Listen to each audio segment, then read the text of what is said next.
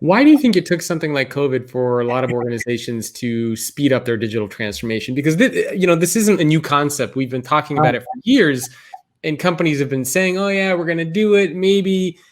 So why did it take something like COVID for them to force this change? Why couldn't they just do it before this? It's human, Jacob. It's human. It's Yeah. human and social, and therefore it's human because social is all human. And it's about things are working. Why do I need to change? Um, there are so many things that I have to deal with when I drive this change that I don't want to deal with those things. How do I build camaraderie with my team? How do I build? How do I actually deal with new employees who come in and build a culture? If culture is important for the company, and I already described why it's important, how do I build a culture if everyone is going to be working from home? Those are challenges.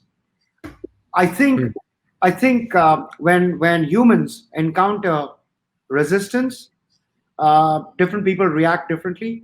Different situations, they react differently. If you're forced, you react in one way, which is you drive through the resistance.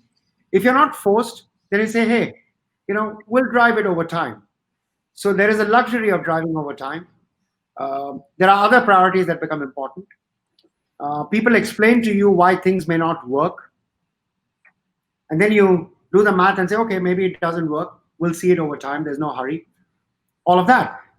The moment you put a constraint and say, I'm not going to allow you to do this, you find a way to do it. You innovate. Yeah. So what COVID-19 has done is created a couple of constraints that has forced innovation and experimentation. It's the single biggest experiment. People are calling it the biggest experiment that humans have done in such a time frame. And I wonder whether other intractable problems in the world are actually solvable by actually deliberately putting constraints on. So, for example, climate change. What if all cities in the world declare that on weekends there will be no traffic inside the city? That's going to create a lot of problems. But I think people are going to say, okay, I'm going to innovate. I'm going to run the city without traffic on Saturdays and Sundays in the world.